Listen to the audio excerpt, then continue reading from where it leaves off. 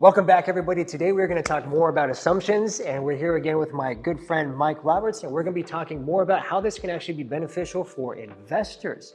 Now, I know a lot of investors have been kind of on the fence, for the last couple of years because of interest rates. Even myself, a lot of these deals really just don't pencil. But Mike is here to tell us exactly why this whole assumption wave that we're experiencing can be good for investors. Mike, welcome back, and we're so happy to have you. So explain to me in some of the details of why this can be a wonderful solution for people that are looking to get in the market and investing here within Phoenix. Sure. Okay. I'll give you a little backstory on how we found out that investors really take to this. Yeah. So we started Yumi, the assumption specialist, because we really saw a need in what we called the bring back buyer.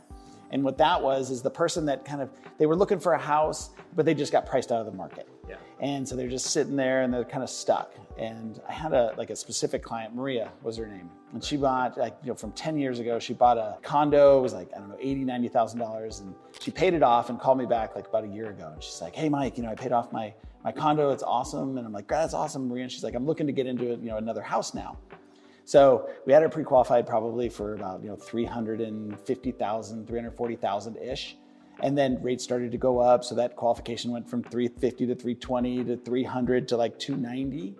And during that time is when we really established our company and got to be the experts at assumptions. So I finally said, I'm like, hey, Maria, you take a look at this. Take a look at this assumption thing. Go take a look at a couple of these different houses.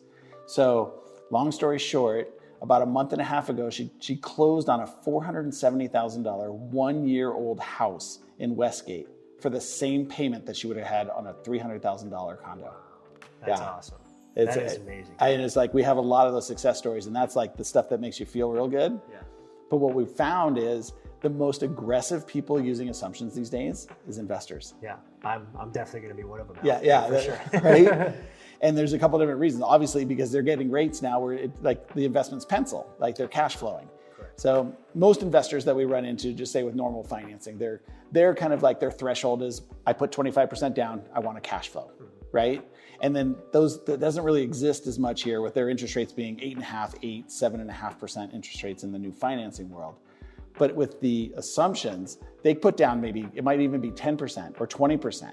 But if they're getting a 3% interest rate or a 2.5% interest rate, all of those are penciling. Yeah. And we have an investor just closed on a house, $500,000 purchase price, $462,000 assumed loan.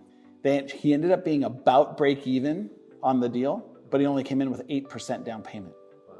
And you got to remember, so one of the things that investors look at is they look at not just cash flow, but also amortization. Mm-hmm. So what that means is because you're getting an assumable loan, and a lot of those loans are front loaded on interest, and if that loan is 3 years old, that means that 3 years of interest has already been paid. Yeah. So in this particular case, with this investor, I think over the course of 30 years on the assumable loan, you would have paid about $377,000 in interest. Easy. Right. Yeah. But $50,000 of it was already paid. So now it's $327,000 left. If you did the same property with conventional financing, it was closer to $800,000 in interest that you would pay over the 30 years. Wow. Yeah. So it's not only the cash flow, but that's great. So let's talk about, say an investor has maybe $100,000 or $250,000. Right. So what is going to be the best way to get in contact, not only with you and also be, I guess you can say, the best scenario for them to actually get into this game before they can actually start looking at some of these properties and finding some of these deals that we're talking about? So, one of the ways, if you go to AZ Assumptions, correct, right? Go to AZ Assumptions, you can search on there for different properties. Yeah. You can actually, as an investor, you can filter out VA versus FHA because an investor can only assume VA loans. Mm-hmm. So FHA loans are primary residence only. So that's somebody that's going to live in it. Yep. So, but with VA, and most people don't know that you can actually assume a VA loan, don't have to be a veteran, and you can do it as an investor. Wow. Yeah. That's fantastic. So I know we didn't even touch on it on the first video, but like you're saying, investors can assume VA loans, but the assumption portion can be FHA and VA and USDA. Yes. Correct? Yeah. You don't run into USDA too often. Not too much, it's more rural areas, right? Right. It's more rural areas, and they have some kind of weird hitches to the assumption process, so we just really don't see it as a viable thing. Okay. But VA and FHA, yeah, those are the ones. So the same screening process as somebody with a new buyer? Okay. It's actually, for investors, it's probably even more important because what we've run into in the past is you'll have an investor and they make a good amount of money and they've purchased a couple properties and they never get denied for a loan. But you have to remember that new financing guidelines are different than assumptions, specifically for investors. And I'll just give you one of many differences there.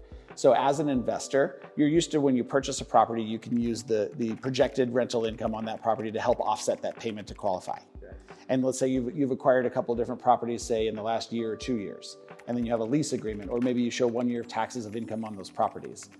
That's all new financing that's easy to qualify. But on the assumption side, you can't use any of that income on those properties if you can't show 2 years of tax returns with income, and you cannot use the subject property income. So you have an investor that might have to carry another $10,000 to $20,000 in debt to qualify with in the assumption world versus new financing. Okay. So it's super important to get pre-screened specifically as investors ahead of time. Absolutely. So let's use that $500,000 example again. Okay. So say there's an investment we're potentially interested in. Purchase price is $500,000. There's an assumable $400,000. What would be the whole process and everything that the investor needs to know in order to acquire this as a potential investment? So for investors, there's not a secondary financing option as of yet, Okay. but we're working on that. But they would just have to come in with the difference. So for an investor, $500,000 purchase price, $400,000 loan, they come in with $100,000, which is basically 20%. And then they would assume that $400,000 loan. Okay. And again, it works the same way. It's not any of your subject to stuff. They literally go onto the loan, and then that veteran comes off the loan. So we need to find some of those new builds that are in a tough spot right now. There's a lot of those. There's a lot, the whole emerging market right now. Man, let me know, man. I definitely assume quite a bit of those. I love new builds. Right? Everybody knows that, especially my wife. So that's a wonderful option, guys. If you're looking to get in the market and you're looking to invest, this is just another way that we can actually help you. We can get you into some more deals. These are the ones that actually pencil, because you're getting into a lot of these rates where you're going to be back in the 3s, hopefully even the 4s, maybe even sub 3 in the 2s, which would be absolutely amazing. So make sure to reach out to us, guys. If you want to know more about some of these listing, go to azassumptions.com. You can get in contact with me and also Mike and his team over here. And we want to make sure that we continue to help you on your investing journey, not only to build wealth for you, but also build wealth for your family and also build wealth for your future. So until the next video, guys, see you then.